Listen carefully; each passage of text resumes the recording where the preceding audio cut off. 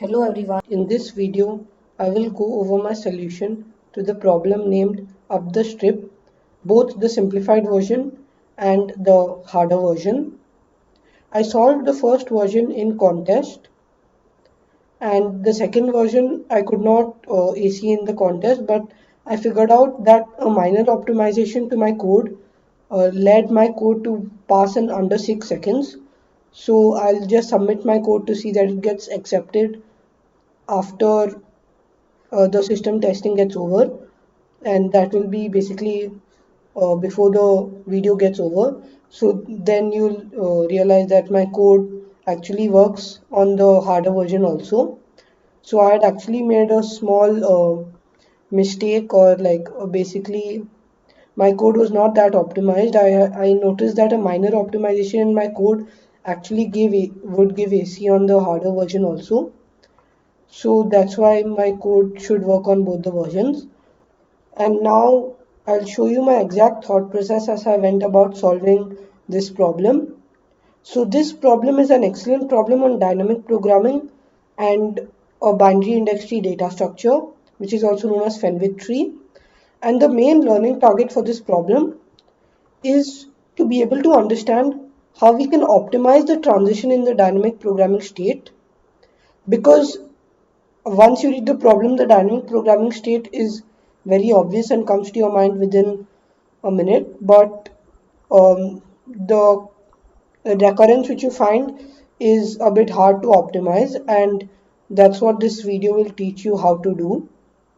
So in this problem, we are given a vertical strip with n cells, which are numbered from 1 to n, and we also have a token that is initially placed in cell n.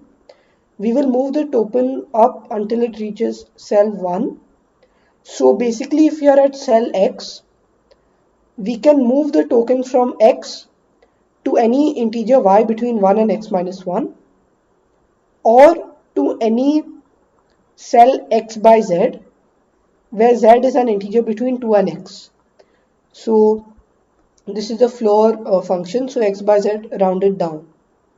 So immediately you notice that like right from the problem statement, this is a DP problem because we want to find the number of ways modulo some large prime number, and the number of ways by which we can move from one cell to another are considered distinct if we can basically use different shifts to go from some cell X to some next cell. So that's why DP is the best way to like avoid all confusion.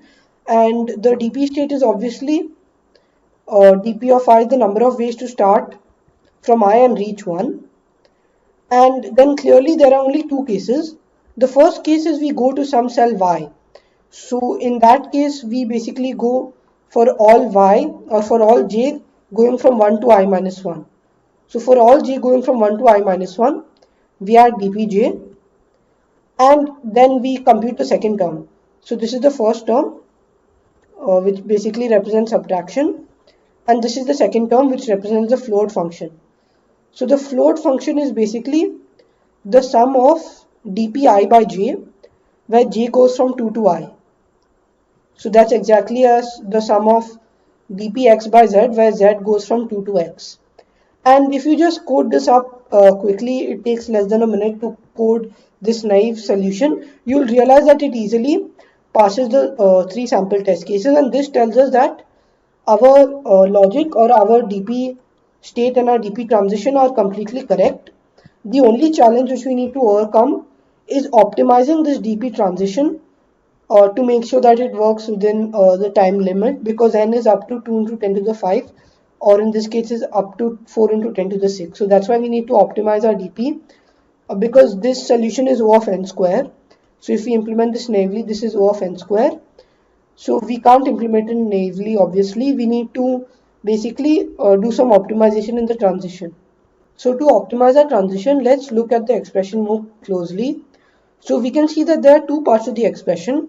The first part of the expression can easily be computed using a running sum. So basically we maintain a variable sum to be the sum of all the DP values from 1 to I minus 1, and we can update the sum easily, and basically we can do dp of I is sum plus this term. So sum plus the second expression, and the second expression is what will be the most difficult in computing. So the second half of the expression is basically the whole problem, and that's what this problem is actually asking us to do. The problem is actually asking us to find this weird sum. So how can we find this weird sum?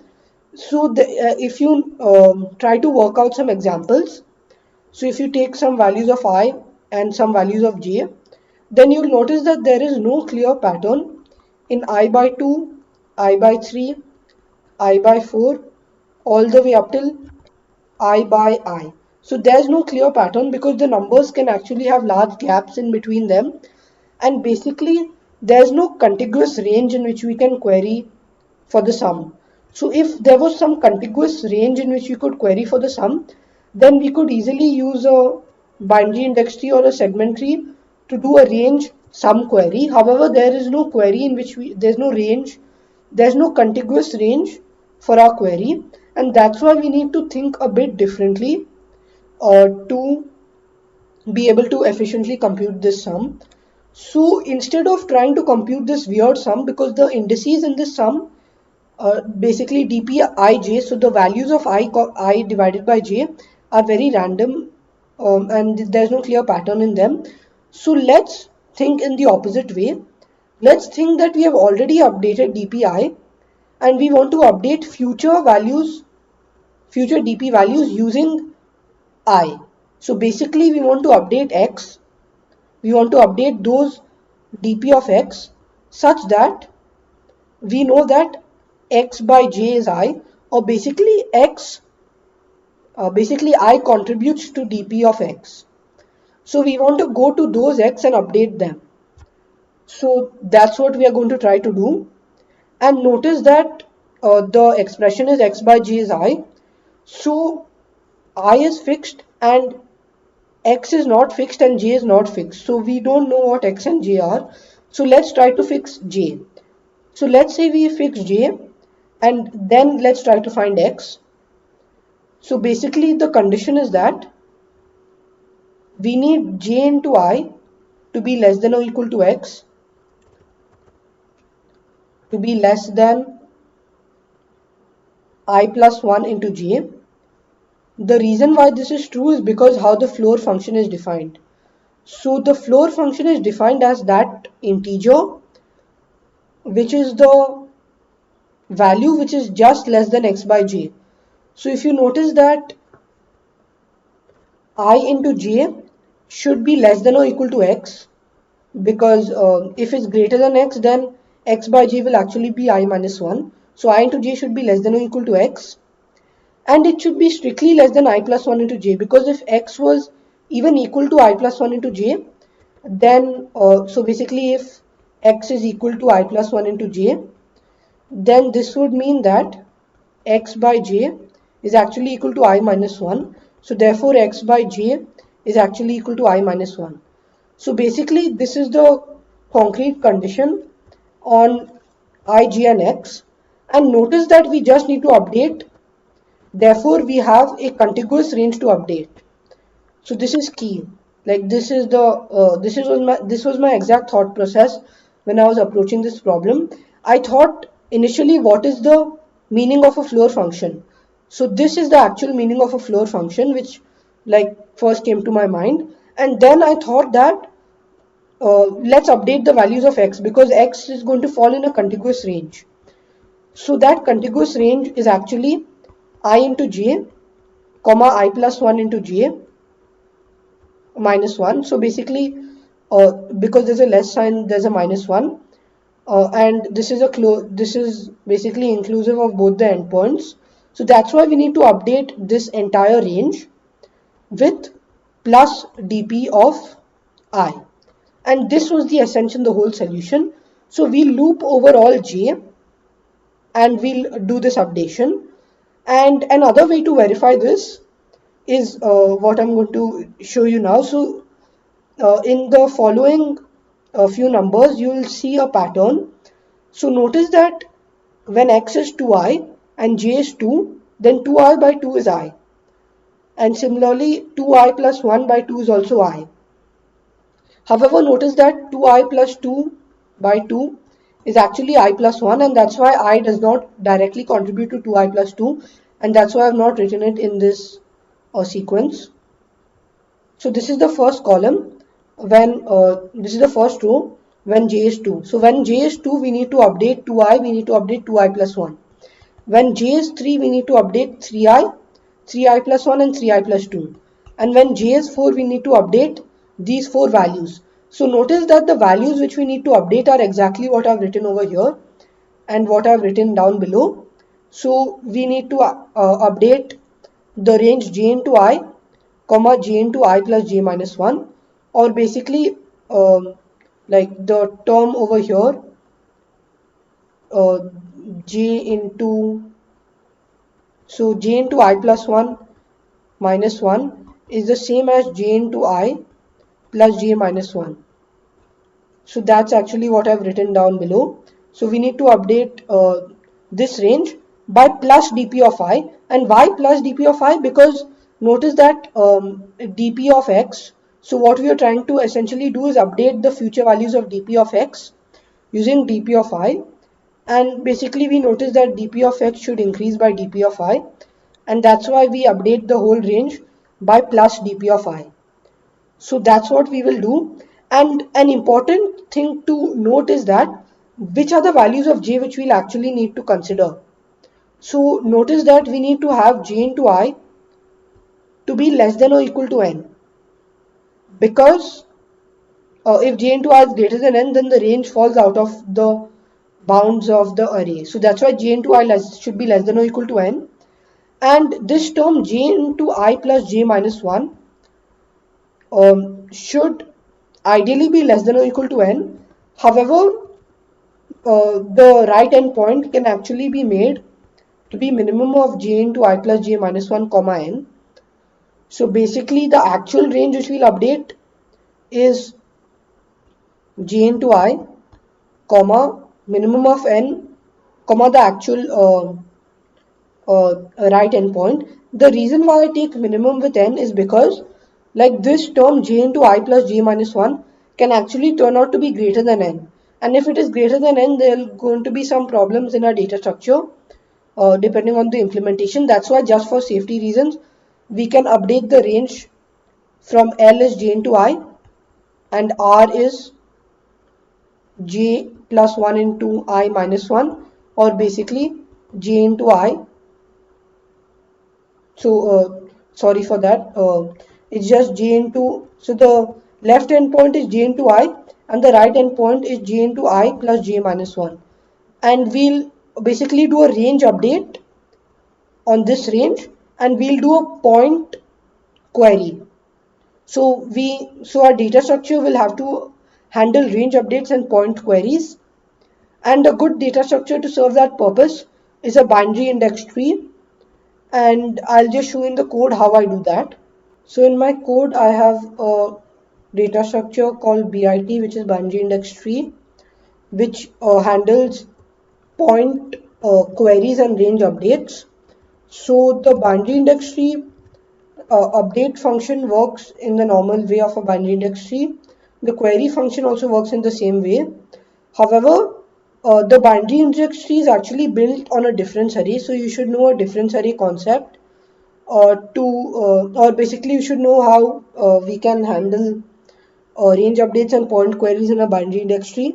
So the way to do that is just to increase. So basically we increase the value of al by plus v, al plus 1 by plus v, and all the way up till uh, an by plus v. And at the same time, we decrease ar by ar plus 1 by minus v, or basically we decrease ar plus 1 by v, ar plus 2 by v, and all the way up till an by minus v. And this means that what we'll actually be left with is the net change will be al to ar are all increased by plus v. So that's why a binary index tree will actually update the range L to n by plus v using the normal update function, and it will update the range r plus 1 to n with minus v using the normal update function. And for a point query, what we'll actually do is just do query on I, because a query on I will actually give us the sum from 1 to I. So that's basically a difference array concept. So if you understand difference array, then this should be obvious to you. And so in this way, this is my basic data structure which I'll be using. And the main part of the code takes in the values of n and m, which is the modulus, which is the number of elements and the modulus. And I have dp of 1 is 1 because that's the base case. In sum is 0, which is the running sum. So sum actually stores the sum of dp of I. And then I basically, if I is not equal to 1, then dp of I is the data structure dot query I, because if I is 1, then dp of I is 1. Otherwise, dp of I will be this thing, because we are doing a point query. And at the same time, I'll increase dp of I by sum because that's the running sum. And I'll also increase the sum by dp of I to update the running sum. And now for all j, going from 2 to n by I, or basically the breaking condition is I into j less than or equal to n and j plus plus. So we update the range from I into j to minimum of n comma j into I plus j minus 1 by plus dp of j and by plus dp of I, because like that's what I just told you in the explanation, because x is going to fall in that contiguous range. So that's why we want to update all these x values by plus dp of I, and that's what we do using our binary index tree data structure. And in the end, we just print dp of n, and I'll just submit this code to see that it gets accepted for d1. So as you could see, my code got accepted for d1. However, my code did not get accepted for d2. So actually you need to use a different optimization for d2. And that optimization for d2 will actually use prefix sums or difference arrays instead of a binary index tree data structure. So if you have the solution for d2, do leave them down in the comments below, or leave your ideas down in the comments below of how we can exactly basically make our code run for n less than or equal to 4 into 10 to the power of 6. So in d1, the limit on n was 2 into 10 to the power of 5. So our code easily worked, but for 4 into 10 to the power of 6, our code does not work because the time complexity of our code is around n log square n. So this is too slow for 4 into 10 to the power of 6. So the intended solution is actually n log n, and that solution uses a difference array. So if you have that solution, leave it in the comments down below. And I hope you understood and enjoyed my solution for d1. And as you could see, we understood how we can optimize the transition for a trivial dp state by using an advanced data structure, which was binary index tree in this case. So if you liked this video and if you found it helpful, don't forget to give it a thumbs up, and also do consider subscribing to my channel for more such content. Thank you.